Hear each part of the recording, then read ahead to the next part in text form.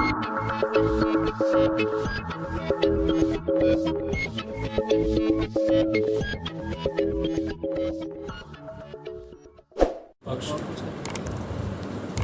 मंडली और सदन में बैठे सभी श्रोताओं को मैं दिग्विजय नमस्कार करता हूं और पूरे तथ्यों तर्कों के साथ विषय के पक्ष में।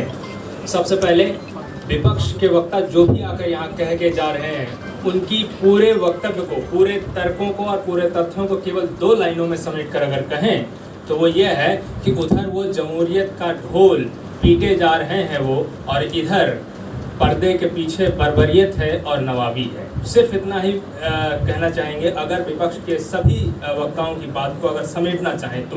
क्यों है? क्योंकि आप 2 शब्द, कई शब्द दिए गए हैं, इनमें अगर इन शब्दों को अगर आप समझने का प्रयास करेंगे तो जैसे इसमें कहा है कि पेशेवर लोगों की बढ़ती हुई भूमिका।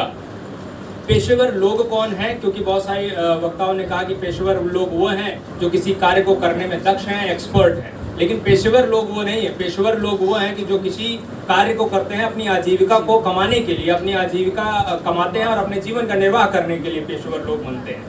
और जब आप राजनीति में पेशेवर लोग को लेकर आते हैं, अर्थात राजनीति को वो सिर्फ अपनी आय का जरिया, अपने आजीविका का जरिया बना देते हैं, वही लोकतंत्र के लिए सबसे खतरनाक और सबसे प्रतिकूल बात खड़ी हो जाती है। क्योंकि राजनीति और भारत में राजनीति, भारत में लोकतंत्र सेवा भाव की भावना रखने वाला और सेवा कार्य माना जाता था। लेकिन जैसे ही आप उसे पेशेवर लोगों की बढ़ती हुई भूमिका स्वीकार करते हैं और पेशेवर लोगों को बढ़ाने की काम करते हैं, इसका मतलब है कि राजनीति अब एक पेशा मात्र रह गई है, उसका सेवा भाव समाज कल्याण से कोई नाता नहीं रह गया है। दूसरी बात करें अगर व्यावसायिकता की, तो व्यवसायीकरण अगर बढ़ रहा है इसका मतलब है मुनाफा कमाना, और व्यवसायीकरण बढ़ने की जो संस्कृति है, संस्कृति व्यवसायीकरण की अगर आप राजनीति में लेकर आ रहे हैं तो आप ये समझिए कि संस्कृति को अगर आप बदल रहे हैं इसका मतलब आप मूल्य को भी बदल रहे हैं। तो व्यवसायीकरण का मूल्य क्या है? व्यवसायीकरण का मूल्य यह है कि मुनाफा कमाना, निवेश करना, और निवेश के बदले में हमें क्या मिल रहा है इस बात को ध्यान में रखते हुए कार्य करना।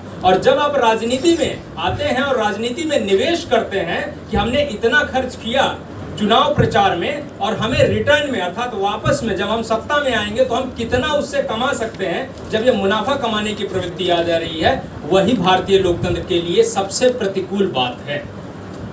इसके अलावा आप देखेंगे, पूर्ववर्ती वक्ताओं ने कहा कि निजी क्षेत्र की सेवाएं बहुत बढ़िया हैं, तो हमें ये देखना चाहिए कि देश में कुछ ऐसी सरकारें हैं जो निजी क्षेत्र से भी बेहतर सेवाएं प्रदान कर रही हैं, वो भी सरकारी स्तर पर। अर्थात सरकार में जो लोग आ रहे हैं उनमें सिर्फ सेवा भावना होनी चाहिए, प्रबंधन और व्यावसायिकता की भावना ना हो, तो आप निजी क्षेत्र से भी बेहतर सेवाएं दे सकते हैं। जिस जगह हम लोग अभी खड़े हैं वहां पर आप देखेंगे सरकारी स्कूल हो, सरकारी अस्पताल हो या तमाम सरकारी सुविधाएं, उनकी गुणवत्ता निरंतर बेहतर होती चली जा रही है। इसका मतलब है कि हमें पेशेवर लोगों की बढ़ती भूमिका की आवश्यकता नहीं है, राजनीति में सेवा भाव की आवश्यकता है। इस तब जाकर वह जो राजनीति है वह प्रतिकूल होगी, बजाय इसके कि व्यावसायिकता को आप लेकर आएंगे वो।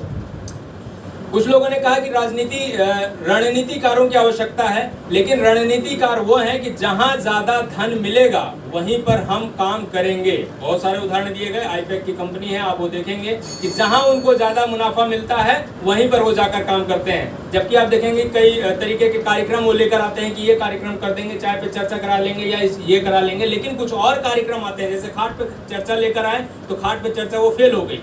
कहने का मतलब यह है कि राजनीति में उन नियमों और उन कानूनों को और उन योजनाओं कार्यक्रमों को लागू करने के लिए जो नेता है वो कितना दक्ष है और उसके अंदर कितनी सेवा भावना है, यह तय करेगा कि भारतीय लोकतंत्र की गुणवत्ता क्या होगी। ना कि यह कि पेशेवर लोगों को आप लेकर आएंगे तो वो प्रबंधन के माध्यम से आपको चुनाव जिता देंगे। चुनाव जिताना, और एक बात और, पेशेवर लोगों का काम यह है कि मुनाफा कमाना किसी भी तरीके से। उसी तरीके से अगर पेशेवर लोगों की जो बढ़ती हुई भूमिका है, आप देखेंगे भारतीय राजनीति में किसी भी प्रकार से केवल सत्ता प्राप्त करना ही एकमात्र ध्येय रह गया है। इसलिए ये जो विषय कह रहा है कि पेशेवर लोगों की बढ़ती भूमिका और व्यावसायिक संस्कृति लोकतंत्र के प्रतिकूल है, और भारतीय लोकतंत्र भारतीय संविधान से संचालित हो रहा है जिसका घोष है सामाजिक न्याय प्राप्त करना, और सामाजिक न्याय इस पेशेवर और व्यावसायिक संस्कृति से नहीं प्राप्त किया जा सकता, वो सिर्फ सेवा भाव से ही प्राप्त किया जा सकता। बहुत बहुत धन्यवाद।